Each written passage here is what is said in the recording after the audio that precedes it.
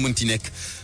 Serigne Bass Abdoul Khadre mi yore kaddu xalif général des Mourides ne lu ci autorité yi wax rek daañu ci ànd ak ñoom ndax cër la gu ñu leen jox directeur cabinet bu ministère gi saytu wàllum paj mi ne ñu ngi waxtaan ak kilifa diine yi ba xam ndax dañuy tere ndaje yem déet li leer moo di Sénégal ci benn fan am na juróomi cas confirmé yu Covid-19 fi mu nekk nag juróom-ñetti nit ñoo amee feebar bi ci mim réew moodu bi ko amee jëlee ko Italie ñëw ay xibaar fësal ne am na contact direct ak it indirect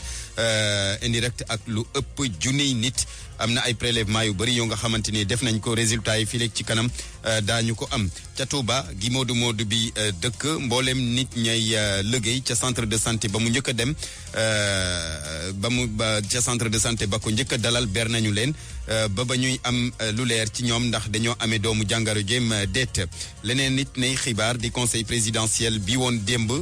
te Sénégal seq kook Gambie ñaari réew yi xaatim nañu ñeenti accord jëm ci ay domaines yu bari te wute tàggat yaram des na ci ànd ak Youssouf Bodian xibaar yi aada yi Ana Rocha li ci yéene kay yeeg Mamadou Mohamed Ndiaye.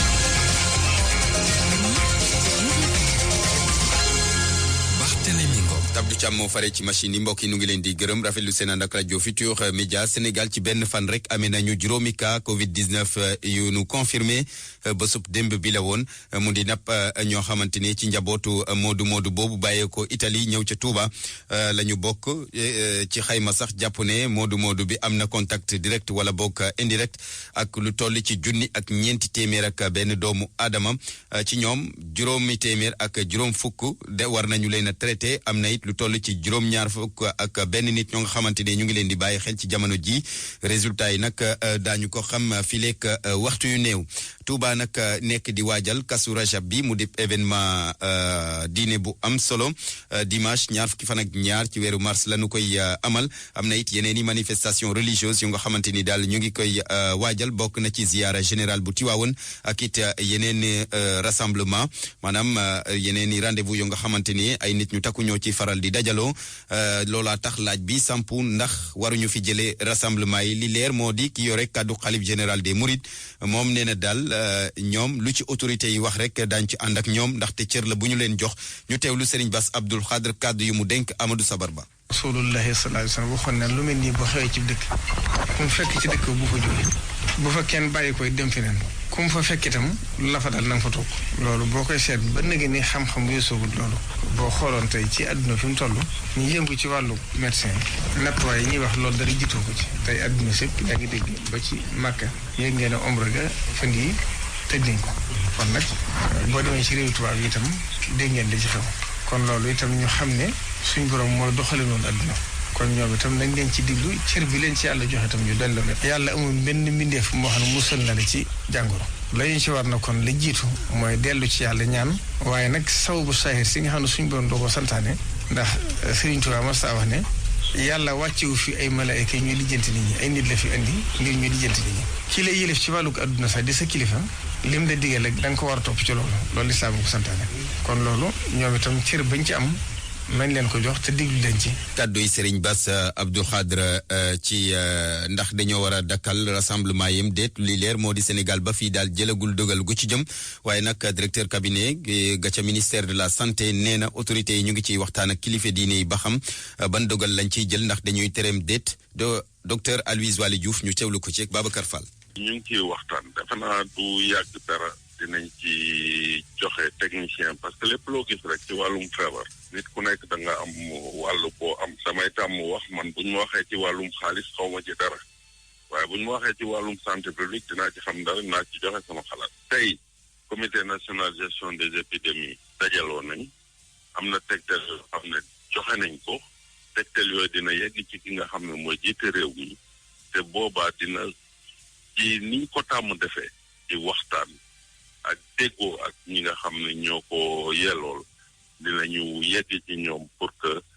tegtal yooyu nga xam ne comme techniciens yi nekk comité national gestion épidémie joxe nañ ko dinañ ci yegg. mu nekkoon docteur Aloyse Waly Diouf directeur cabinet ministère de la santé démb la yëkkati le kaddu ci antenne RFM bi ci bi ñuy def édition spéciale ñeel coronavirus boobu di law fii ci Sénégal ngir xeex ko nag xalif général des Mourides daal dina génne lu toll ci 200 millions jox ko njiit réew mi ngir jàppale ko ci xeex bi ki yore kaddu xalif bi sax di Serigne Bass Abdoul Khadr sàkku na ci mboolem taalibe yi ak it mboolem sénégalais yi bonne volonté yi ko mën ngir rek ñu def ni ñoom su ko defee ñu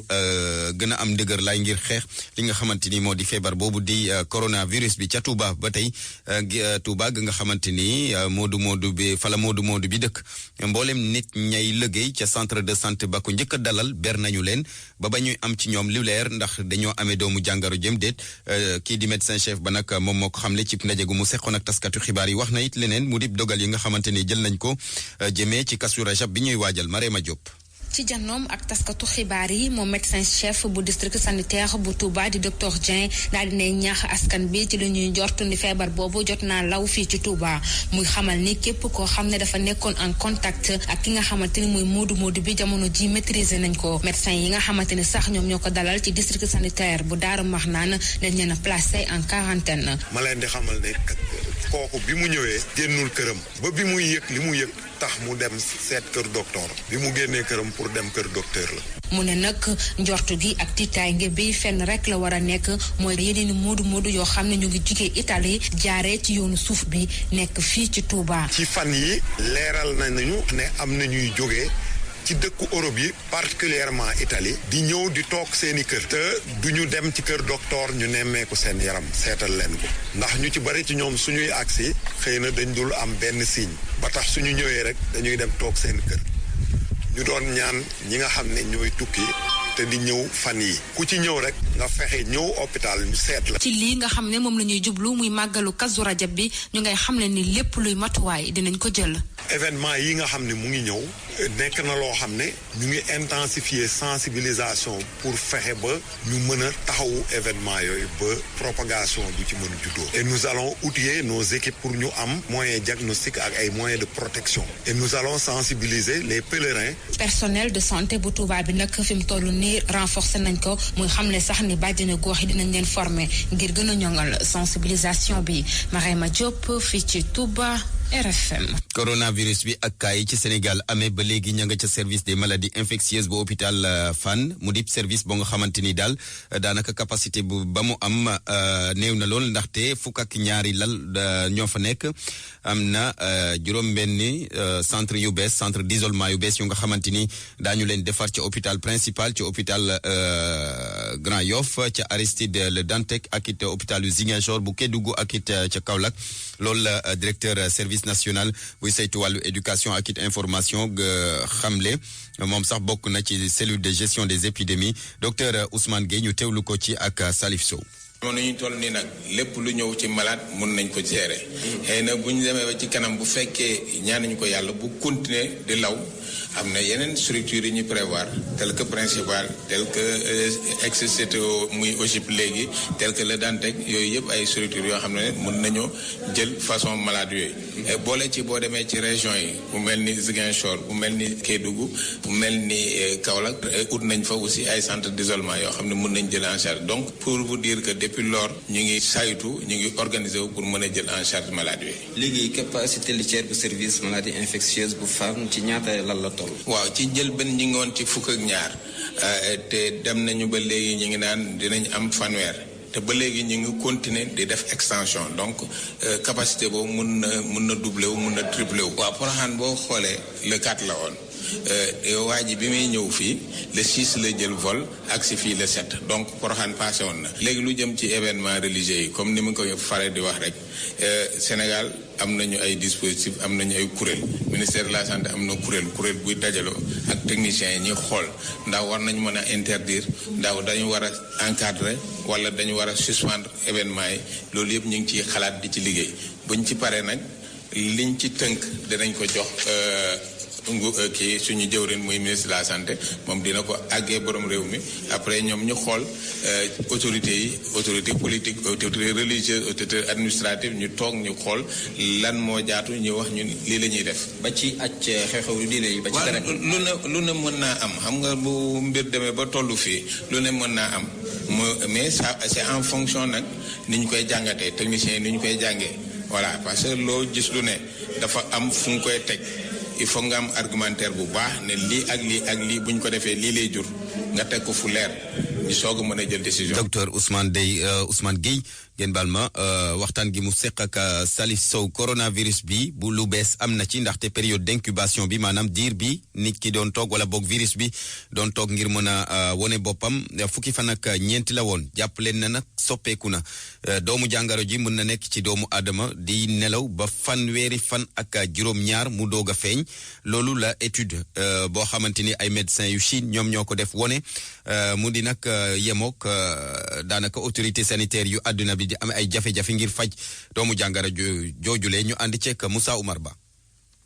léegi nit ki amee coronavirus mën na toog fanweeri fan ak juróom-ñaar te kenn du gis ci moom symptômes yi maanaam du sëkkët put gi du métti du am jafe-jafe nooy day mel ni ku dara jotul jàngat la bi ay fajkat chinois def loolee ñëw dooleeku ci jafe-jafe bi kilifa yi am ngir tee feebar bi ba du jéggi dayoo étude bi wane ni virus bi mën na dund lu mu néew ñaar fukki fan ci biir nit ki lu mat a bàyyi xel buñ sukkandikoo ci médecin chinois yooyu ndax ni ñuy béree ñi amee coronavirus dina soppeeku traitement bi itam dina gën a jël temps bu bari ndaxte nit ki bu génnee quarantaine sax ñu foog ni dara jotu ko mën na wàll keneen moo tax médecin yooyu di digle ñu ber ñu amee feebar bi lu ëpp fukki fan ak ñeent jàngat boobu médecin yi ñu ngi ko defee ca Chine ci téeméer ak juróom-ñeent fukki ak benn patient. Mamadou Oumar Ba ci leeral yooyu nga xamante ni doomu jàngaro ji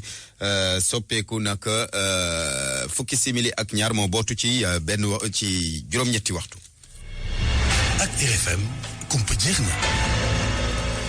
wax ci leneen ba tey ne xibaar université Sine Saloum étudiant ya nag dalal nañu démb directeur général bu COUD Abdoulaye Sow dafa demoon rek ngir xool anam ya ñuy jàngee ay weer a ngi ni nag ñoom étudiants yi ca université Sine Saloum di ñaawlu condition yu nga xamante ni daal noonee la ñu nekkee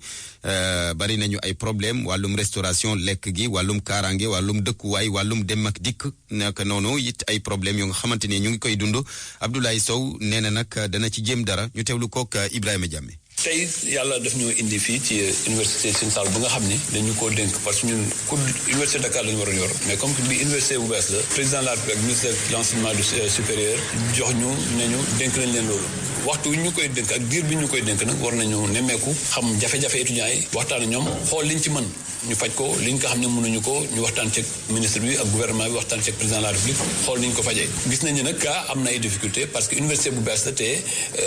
hébergement bi nekkul ci campus benn campus dañ ko tasaare ci biir Kaolack dana am ay problème nekkin dana am problème mu transport dana am problème épanouissement ci environnement bi yooyu yëpp ñu waxtaanee ko xool lan moo fi amagum lan moo ci des ñu jël ci disposition yoo xam ne léegi yi nga xam ne mën nañu ko faj nañu ko mooy affaire u lal yi affaire u matelas yi affaire sécurité personnelle moo nga xam ne day renforcer sécurité bi affaire nettoyage naka lay xam ni ñoom moo si ñu am ñaari rotation yooyu mën nañu ko faj léegi faj nañu ko li nga xam ne lu des nag mooy xool ay bus yooyu tamit ñu xool naka la ñuy ñi yore transport fii ci Kaolack nañu ko waxtaan ak ñoom ba ñu faciliter étudiants yi ñu mën a dem jàngite du ñu am jafe-jafe. kaddu yi Abdoulaye Sow directeur général bu COUD mi demoon démb seetu étudiants ya ca université Sine Saloum ngir rek gën a ñoŋal tourisme fii ci Sénégal direction nationale bi saytu wàll wi mu ngi nag nekk di def classement réceptif yi nga xamante ni classement réceptif yi ba xam ndax méngoo nañu ak normes yi nga xamante ni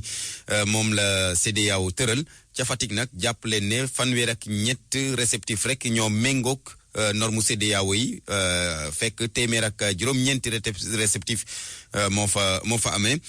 li ñu gis nag moo di ne faw ñu liggéey ngir soppi mbir mi su ko defee tourisme fii gën a ñoŋ te tamit ñu gën a mën a jaay destination Sénégal Aminata Goudiaby. Fatick nag région la boo xam ni patrimoine culturel ak itam touristique bi fi nekk am na solo waaye nag ab seetlu wane na ni hôtel yu bëri ak itam ay auberge yu nekk ci région bi nekkuñu ci règle maanaam norme yi nga xam ne moom la ñuy laajte yoruñu ko ab jàngat la nag boo xam ne nii kii di directeur de la réglementation touristique di Ismaïla Dione moom moo ko def gannaaw ba nga xamee ni mi ngi ci ab visite ci biir région bi. am nañ fi téeméer ak juróom-ñeent hôtel yoo xam ne bi ñu xoolee critères yi fanweer ak ñett ñoo ci éligible ci côté këyit yi am na ñoo xam ne am na këyit yu ñu dese ñu war ko ut ni ñuy téye établissement bi tam maanaam ci wàllu équipement yi déjà ci néeg yi li fa war a nekk yëpp am na yoo xam ne du fa nekk wala ni mu fay nekkee du dëppoo ak norme bi. visite bi nga xam ne nag waa direction de la réglementation touristique ñi ngi koy def dafa aju ci benn liggéey bu ñuy def ngir classé hôtel ak itam auberge yi nga xam ni ñoom ñoo nekk ci norme yi nga xam ni moom la CEDEAO di laaj. ñu am 10 chambres ba pare ci jour bi ñu leen di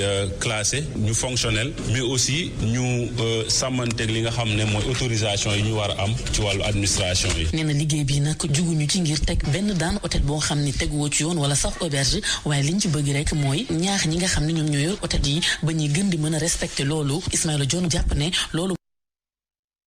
ñuy bëgg am vraiment information yépp ci hôtel yi visite bi nekkul rëbb ñi nga xam ne nekkuñu ci yoon mais dañuy xool ñi nga xam ne am nañ ay faiblesse yoo xam ne war nañ ko améliorer ñu accompagner leen parce que loolu day contribuer maanaam ci nit ñi gën a ñëw. di adjoint du gouverneur chargé des affaires administratives que mu ni daañu xool nu ñuy def ba kuréel yi nga xam ne ñoom ñooy yëngatu ci wàllu tourisme ci région bu Fatick ba ñu gën a mën a améliorer seen réceptif yooyu lee Aminata Goudiaby Fatick RFM. leneen nit nay xibaar di conseil présidentiel bi woon démb te Sénégal ak Gambie seq ko bi mooy ñaareel bi yoon sax ñaari réew yi nag xaatim nañu ñeenti accord ci ay domaines yu bari te wute Amadou Sabarba.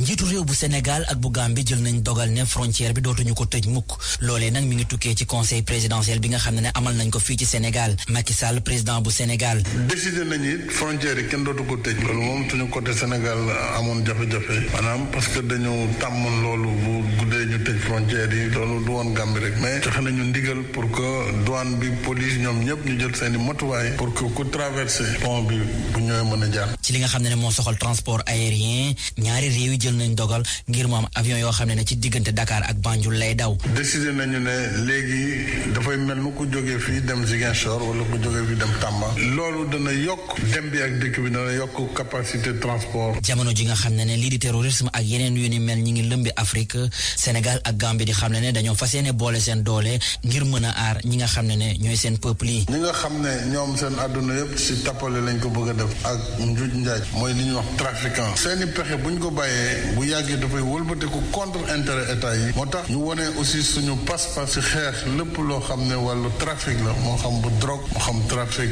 ci wàllu bant yi moo xam trafic ci wàllu même mala yi te loolu yëpp fu trafic am rek bu yàggee di ngeen gis terroristes yi parce que ñoom bëgguñu état de droit. ñaareelu session bi nag tax na rek ñu gën a ñoŋal lépp li nga xam ne mooy coopération dox ci diggante Sénégal ak Gambie ñaari réew yoo xam ne li leen boole dafa bari bokk na ci wàllum taarix waaye tamit ci wàllum caada.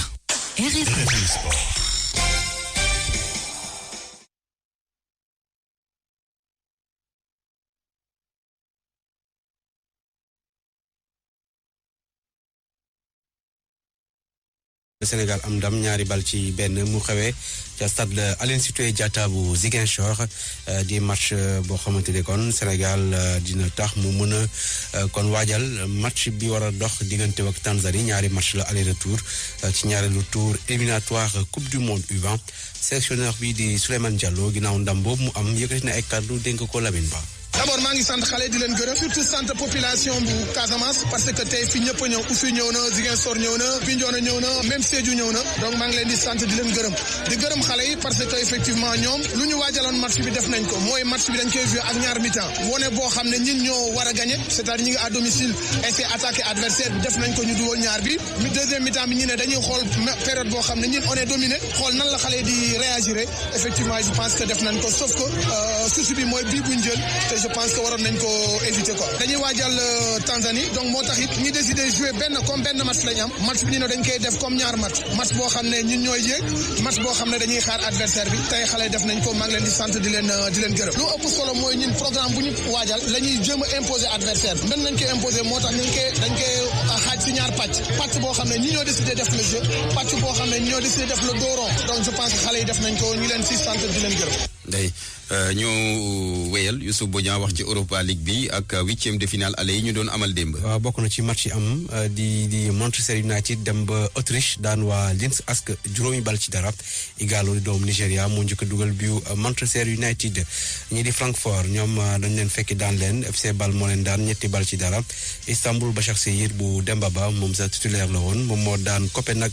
1-0 côté Copenhague nag daam doy bokkuloon ci match boobu Glasgow Rangers Bayer Leverkusen bu Allemagne moo ko fekk daan ko 3-1 Wolfsburg Shakhtar Donetsk fekk ko daan ko 1-2 Olympiakos Wolverhampton bu Angleterre 1-1 ci équipe Grèce bi Ousseynou Ba moom titulaire la woon kii di Pape Abdou Cissé 33e minute la dugg ginnaaw bu ñu joxe carton rouge kii di Semedo nekkoon ci kon défense su Olympiakos FC Séville AS Rome ak Inter Milan Getafe dañ ko dàq ba beneen yoon li ko waral mooy coronavirus bi Barthélémy. coronavirus boobule bàyyiwul ñi yëngu ci tàggat yaram ñu bëri ci ñoom amee nañu doomu jàngoro ji. waaw ñu leen doon xibaar Rugani bu Juve kii di Gagliardini tamit nekk foofule léegi Paulo Dybala di doomu Argentine nekk Juventus yokku na ci moom it am na coronavirus Cristiano Ronaldo moom mu ngi en quarantaine ni ki équipe Juve bi yëpp moom jamono yi sax mu ngi ci île bu Madère dafa demoon seeti yaayam kon foofu la des Benjamin Mendy nekk latéral gauche bu France nekk Manchester City moom it dañ koy def quarantaine li ko waral mooy dafa am kenn ci famiyam ku am kon lii di coronavirus Arsenal wax ni entraîneur bi di Mikel Arteta moom am na coronavirus Gonzalo Higuaín di doomu Argentine nekk ca Juventus moom it ñu ngi ko placé en quarantaine defal nañ ko ay test nee nañ kon ñu ngi koy xaar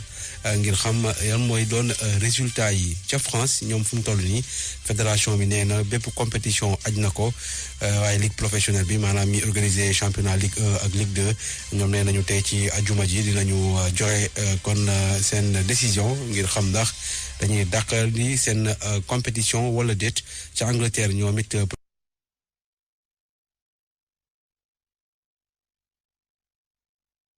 Première Ligue bi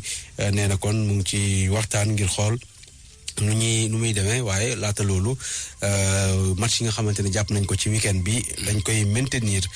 compétition yi internationale yi kon ci wàllum CAF ñoom it nee nañu dañ koy maintenir ba ci kanam ci ak communiqué bi ñu génnee ñaari fan ci ginnaaw waaye loolu nag dafa mel ni suñu naataangoo bi di Salif Diallo di yëngu ci wàllum tasum xibaar ci sport nekk ci APS moom àndul ci dogal boobule ñu déglu Salif Diallo ci jokkoom Abdou Diouf Junior. c'est vrai que am na ay cas yu am tey bu ñu tëggee Touba am na 5 personnes de plus mais lëmbewul comme lu mel France comme lu mel Italie lu mel Chine affaire yooyu donc compétition domestique mën nañu jox crédit mën nañu accorder suñu confiance autorités sanitaires yi ak autorités sportives yi ak politique yi par rapport à décision yi ñu jël wante sur le plan international suñ par exemple su match buy am contre Guinée-Bissau ñun suñu joueurs yi fan la ñuy jógee dañuy jógee France dañuy jógee Italie dañuy jógee ay dëkk yoo xam ne ñoom micro la ñuy def am na ñoo xam ne sax arrêté nañu championnat yi est-ce que dañuy jël ay responsabilités ay risques ñu andi joueurs yooyu foofu ak lu xew adduna bi moi je pense mois de mars compétition mois de mars CAF naam def na benn communiqué boo xam ne dëmbalawut mais mun nañ xaar mun nañ ko toxal ba ay juin wala septembre boo xam ne dernière journée boobu lay am ñu jouer match yooyu fu mu nekk nii wax ma la sax mu am maladie mais état d'esprit bi si bopp xale yi footballeur yi est-ce que ñu nekk bu voyage di ñëw football man gëwuma ko parce que balaa ngay football balaa xel bi di neex sa xel bi dal actuellement ku mën a xel yi dal par rapport à coronavirus. Salif Diallo kon xel yi tamit dalul ca États-Unis ñoom sax dañoo aj NBA di championnat bu gën a mag ci wàllum basket ci àdduna bi li ko waral mooy ñu ngi ko doon xibaar démb Rudy Gobert di doomu France am na coronavirus naataangoom bi di Donovan Mitchell nekk ca équipe boobu la Utah Jazz moom it am na ko basketeur français bi sax daa jéggalu démb ci compte Twitter am parce que moom lundi bee passé dafa doon def conférence de presse am journaliste bu ko laaj ndax tiitul comme coronavirus bi nga xamante ni moo lëmbee àdduna bi nee na kon moom ragalu ci dara ba pare daa di jël loxoom yi laal micro yi nekkoon foofu yëpp pour wane ni moom voilà ragalu dara loolu mooy tamit suñu naataangoo yooyu faaw ñu xool leen ndax laal na seen micro ay ñaari fan ci ginnaaw wax ne dañoo am coronavirus kon faaw ñoom it suñu naataangoo yi ñu xool ndax man daal virus bi daal ub na bopp nit ñi doy na waar te li ni muy lawee dafa doy waar gis nga ça montre que xam nga interconnexion bi am ci àdduna. billaay monde de globalisation. waaw secteur yëpp la laal te kenn mucc ci kon yal na ci yàlla musal daal. waaw ñaan yàlla rek mu aar ñu musal ñu ci feebar boobu la Youssouf Bodian jërëjëf ñu ngi lay gërëm 20 simili ak ñeent moo bootu ci juróom-ñetti waxtu. pour man RFM mooy rajo bi gaaw ci xibaar yu wóor. RFM xibaar yu wóor te wóor. ñu tàbbi ci xibaar yi aada yi dalal ci Anna Rocha. maa ngi leen di nuyu mbokk yi nu ñu tàmbalee suñu chronique tey jii ci suba ak suñu ceebu jën national comité scientifique bi nga xamante ne moom la ñu taxawal ngir ñu fexe ba UNESCO daal di bind ci listam ceebu jën bi comme patrimoine immatériel ñu ngi tàmbalee liggéey bi ab ndaje amal nañ ko ci semaine ji ca diwaanu Ndar ngir waxtaan yi docteur Massamba Gueye moom mooy expert bi nga xamante ne moom la ñu dénk dossier boobu ngir mu mën ko défendre ci kanamu UNESCO ñu déglu ko ci micro Mohamed Nabi Silla. boo ne Sénégal laa dëkk li ñu lay njëkk a laaj mooy ndax mën ngaa togg ceebu jën wala ndax mën nga ñoo wax luy ceebu jën léegi ñu ne lu toll noonu nag bu ko àdduna Sénégal amee war na ko mën a wax àdduna lii ñun àggale nañ ko foo xam ne dayoo boo xam ne dañ ko bëgg a bokk ak àdduna loolu moom mooy solo si fexe ba àdduna bépp nangu ne ñun ci toggin wi ci lekkin wi ci séddale bi am na noo xam ne dañ ci yaree nit am na noo xam ne dañ ciy defaree nit bu ñëpp bokkee ceebu jën it Ndar la ceebu jën soxi ko bu nu fi ñëwee communauté Ndar ñoom ne ñoo ko moom dañoo bëgg ñu bokk kook Sénégal dina tax képp ku jógati bëgg ko togg di nga xam nañ lañ koy toggee képp koo xam ne doon nga ci boole loo xam ne bokku ci di nga ko bàyyi ba wér gu yaramu nit ñi gën a jëm kanam waaye dina tax ku xalaatoon laax ak dugub di nga ko gën a bàyyi xel ku xalaatoon taasu ak leneen loo xam ne sa cosaan la di nga ko gën a bàyyi xel dinañ fexe nag ba nga xam ne dossier bi ñu yóbbu ñun Sénégal UNESCO du ko mën a dàq ndax dinañ wàccoo ak rafetaayu dossier bi wàccoo ak xóotaayu dossier bi ceebu jën dootu rek ndap lu ñuy ci digg kër waaye nag aada la ju ànd joo xam ne Sénégal ko moom. juróom-ñaari série la ñu tànn ren ji ngir ñu mën a bokk ci compétition Teranga Movies Awards 2020 ci catégorie meilleure série télé muy Sakho et Mangane Pod et Marichou Sama wujju tubaab la Mœurs Idole saison 7 Maîtresse d'un homme marié ak Golden Fatou Jupiter Touré bokk na ci association cinéma 221 mi nga xamante ne moo taxawal xew-xew boobu. daaw amul woon compétition en tant que telle c'était important pour ñun mu nekk cérémonie boo xamante ne dañ ciy sargal ñëpp ñi ci yëngu jox leen ay teranga d'honneur wàll bi amoon compétition moo nekkoon wàllu comédien yi ndax moom mooy indi buzz ci événement te boo ko xoolee ay professionnel rek ñoo nekkoon ci jury bi président jury bi nekkoon Mamadou Seyba Traoré bu Sorano mu amoon journaliste culturel bi Aboubacar Demba Sissoko Kilbili actrice Rokhaya Niang ak Alpha Gano bu direction de la cinématographie mu nekkoon nag loo xamante ne tànneef boo xam ne dañ ko def de façon indépendante jury bi bokkul dara ak organisation ma si dolli ne cérémonie yu mel nii ñi ñu demoon seeti dafa nekkoon loo xamante ne dañ ko doon xaar bu baax a baax ba nga xamante ne defe naa kuy yëngu ci wàllu cinéma normalement sañ nga ci wax. Fatou Jupiter Touré mooy doon ganuk seen magazine bi ñu jegleel aada xalam niki ëllëg ci samedi ji ci RFM di leen jaajëfal kon ci déglu bi dig daje ëllëg incha allah. Savon de Marseille Alphé seen gamme Opalia expert groupe voyage ak seen marque de référence Sens ñoo leen di may li ci yéenekaay yi. ñu dalal Mamadou Mohamed Ndiaye. jërë ngeen jëf coronavirus baa ngi bëgg a jéggi dayoo enquête dina kay nañu mbir mi ngi aw yoonu ëppi loxo l'affaire se complique mooy le journal bi bind ci xëtamu njëkk Vox Populi nañu situation d'urgence nationale ca la ñu toll juróomi cas coronavirus lañu doon wax ci réew mi léegi ñoo ngi ci juróom-ñetti cas coronavirus fukk la woon ñu faj ñaare ca Touba Vox nañu fa la corona bi gën a lawe ne moodu bi ko jële woon Italie dugal ko ci réew mi yóbbu ko Touba wàll na ko yeneen juróomi nit libération nañu juróomi nit yooyee mu ko wàll ñaar ña ay jabaram lañu kenn ki doomam la kenn ki rakam bu jigéen la ka ca des mbindaan la mu doon liggéeyee ca kër ga moom moodu biit am na ñaar fukk ak juróom-ñett ci ay mbokkam yu ñu quarantaine am na it yeneen juróom-ñaar fukki doomi aadama ak benn yu mu amal contact bu mu fi ñëwee ba tax ñooñee waa ministère de la santé ñoo ngi leen di saytu ak di leen surveiller journal bi bind na mbir yi ak fi ñu tollu jamono ji doy na waar Sud du Quotidien ne ko ab tool kay ngay wax magum waar ndax bilan bi jëm ci coronavirus bi mi ngi gën di law di gën di yokk di gën di dis ci réew mi ne démb ci alxames yi nemmeeku nañu fi yeneen juróomi nit yu corona journal bi tegal ñu ci ne ci déndub Afrique de l'Ouest bi Sénégal mooy réew mi fi ëppale cas coronavirus la Sénégal ne ko Touba it mooy dëkk bi ko fi ëppale ci Sénégal témoigné nañu fa la bilan bu ëppee juróomi nit amee nañu ko fa am na it yeneen juróom-ñaar fukki nit ak lu teg yu ñu teg ay gët di leen xool ak surveiller Les Échos moom it xëye bilan bi jëm ci coronavirus bi fii ci réewum Sénégal juróomi cas positif yéenekaay bi dem ci ba dañu xamal ne juróomi cas coronavirus yu njëkk am ci réew mi am nañu contact ak lu toll ci junni doomi aadama ak ñeent fukk ak benn ngir xeex ak coronavirus bi Les Échos nee nañu xalifa général des mourides di Serigne Mountakha Mbacké Bassirou joxe na ñaari téeméeri million état bu Sénégal la ko jox ngir jàppale ko ci xeex bi muy xeex Covid-19 bi Le Quotidien nañu ñax gu wow nar naa lakkaale gu tooy bu mu xam ne coronavirus bi dafa salfaañi lépp takk bi ci journal bi joxe moo di aji màkk ak ren gi ci suspendar ko maanaam aj ko ci la ñu jëm Libération ne ko xanaa geneen aj kay waaye gu ren gi moom aj na boppam bu nuppi L'Observateur nañu coronavirus bi ak i loraangeem yemul ci loolee rek ndax njaboot yu nekk ci réew mi te li ñuy dundee wékkee woon ci seen mbokk yu nekk ci bitim réew ñu bari ci ñoom xaal seet nañoo fande ne seen mbokki immigré yi leen daan yónnee xaalis ba ñuy dundee weer wi lu ñu leen yónnee dana leen tëj ticc ndax ñu bari ci ñoom liggéeyuñu Obs teg ci bind ci xët bu njëkk ne Sénégal am na fukki cas coronavirus confirmé juróom-ñaar fukki doomi aadama ak benn yu ñu fi isolé ak yeneen juróomi téeméeri nit ak juróom-ñeent fukk ak ñett yu ñuy surveiller lu jëm ci xew-xew yu mag yi dajale mbooloo mu bari ci réew mi te ñu bari jàpp ne dañu ko war a dàq ba jëmmi jamono Seydi Gassama bu Amnesty International mi ngi ñuy wax ci xët mu njëkk Grand Place ne état bi moo war a am fulla ak fayda ak mat gu toll ne tere bépp ndaje muy dajale mbooloo mu bari ci réew mi ba ca kanam ci kanamu journal bi kàdduy président Macky Sall mu fay wax naan Makka tëj na ay buntam feebar bi ñëpp la laal bàyyi leen nuyoo bi suur soine ko wax ji du loolee wax ji mooy nga wax nit ñi ban taxawaay nga fas yéene amee ci li comité national gestion épidémie wax jëm ci ñu tere ndaje yu mag yi ci réew mi foofee fa la histoire di xaar foofeet fa la nit ñi di xaar Diop Iseg ma nga ca kaso ba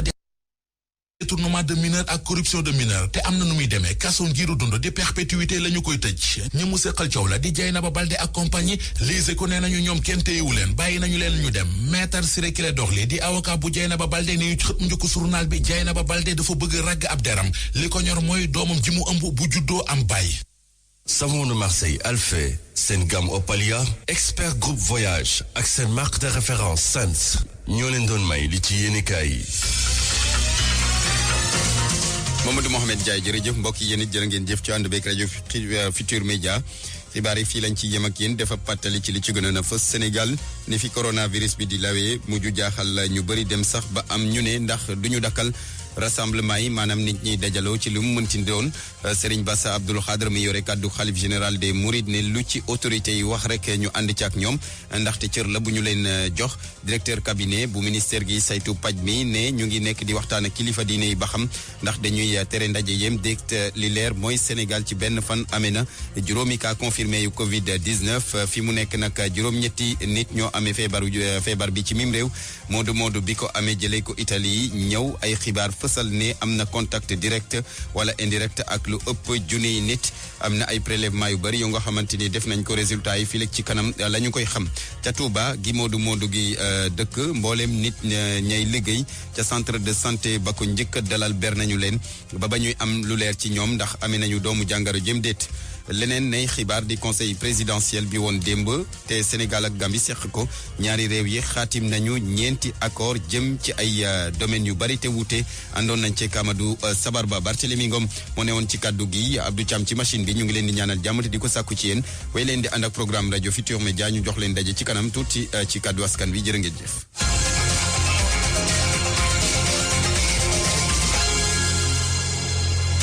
Depuis 20 ans, les laboratoires Skyros continuent de développer la recherche dans le traitement des peaux noires et métissées. À travers sa gamme Clarissime, aux textures onctueuses et fondantes, votre teint est totalement unifié. Son efficacité clinique démontrée, aux résultats rapidement visibles, font de Clarissime la gamme adaptée pour un teint parfait.